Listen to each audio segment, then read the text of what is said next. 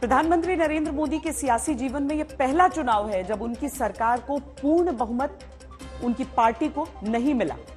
देश एक बार फिर गठबंधन सरकार के दौर में पहुंच गया। यूपी की तरह पश्चिम बंगाल में भी बीजेपी की उम्मीदों को जोरदार झटका लगा, जहां पार्टी 12 सीटों पर आगे चल रही है। पिछली बार बीजेपी ने यहां 18 सीटें जीती थी, लेकिन इस चुनाव में ममता का ऐसा जादू चला कि बीजेपी देखती रह गई। ममता से जुड़ी एक ब्रेकिंग न्यूज भी आपको दे दें।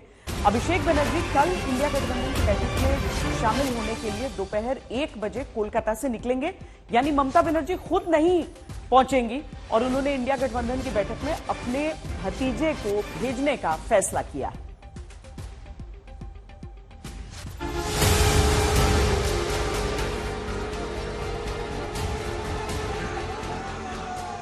तो मोदी को हटाना है कि नहीं हटाना है?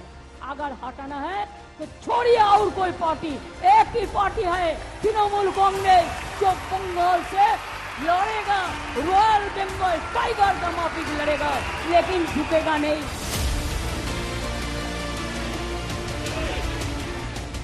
ममता बनर्जी ने एक बार फिर साबित कर दिया है कि पश्चिम बंगाल में दीदी की ही चलेगी। ममता ने पश्चिम बंगाल में बीजेपी को न सिर्फ रोका बल्कि उसे ऐसा झटका दिया कि वो यूपी में हुए नुकसान की भरपाई पश्चिम बंगाल से नहीं कर पाए और अब सहयोगियों के भरोसे है।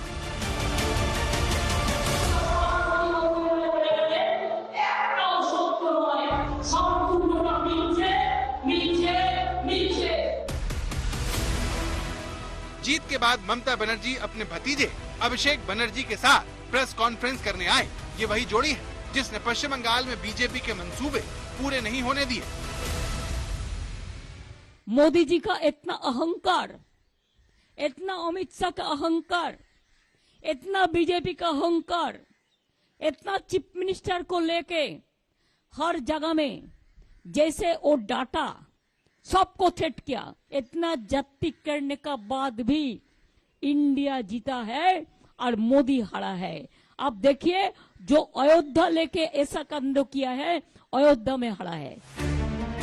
इस बार के लोकसभा चुनाव में बीजेपी को भरोसा था कि वो संदेश खाली नागरिकता संशोधन, शिक्षक भर्ती घोटाला, मुस्लिम आरक्षण पर हाईकोर्ट के फैसले और राशन घोटाले को जोर शोर से उठाकर अपने पिछले प्रदर्शन से आगे जाकर सबको हैरान कर देगी।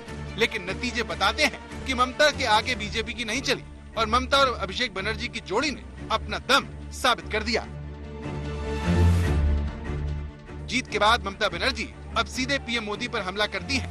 बीजेपी की हार की वजह अहंकार को बताते हुए नसीहत देती हैं। मोदी जी का सीट में क्या है? पोस्टल बैलेट में भी हारा था।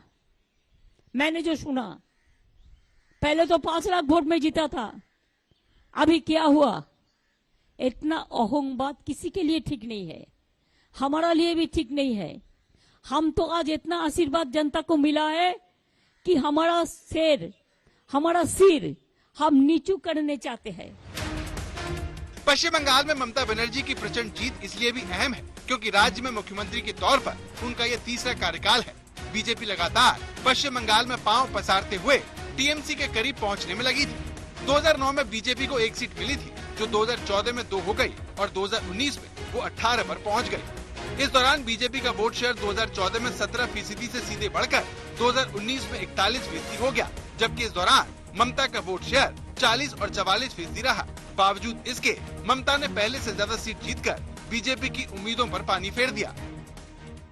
আমার কাছে সব মানুষ সমান, তার কারণ আমরা সবাই একই দেশের সন্তান, একই মাটির সন্তান, একই মাতৃভূমির সন্তান, একই বৃন্তে দুটো কুসুম, হিন্দু মুসলমান, একজন তার নয়নমণি আর একজন তার প্রাণ।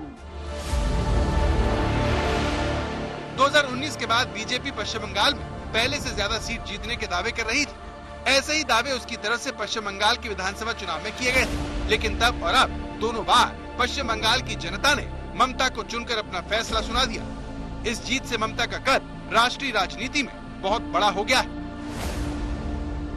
আমি খুশি, মোদি জি সিঙ্গেল লার্জেস্ট মেজরিটি পায়নি, উনি ক্রেডিবিলিটি লস করেছেন। ওনার ইমিডিয়েট প্রধানমন্ত্রী থেকে রেজিগনেশন দেওয়া উচিত, কারণ উনি বলেছিলেন ইসবার 400 পার।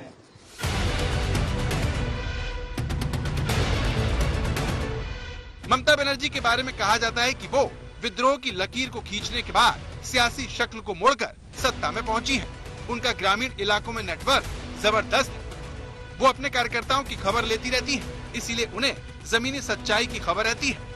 पश्चिम बंगाल जीतकर ममता ने अपने बारे में कही गई इस बात को 100% सच साबित कर दिया है। आज तक ब्यूरो।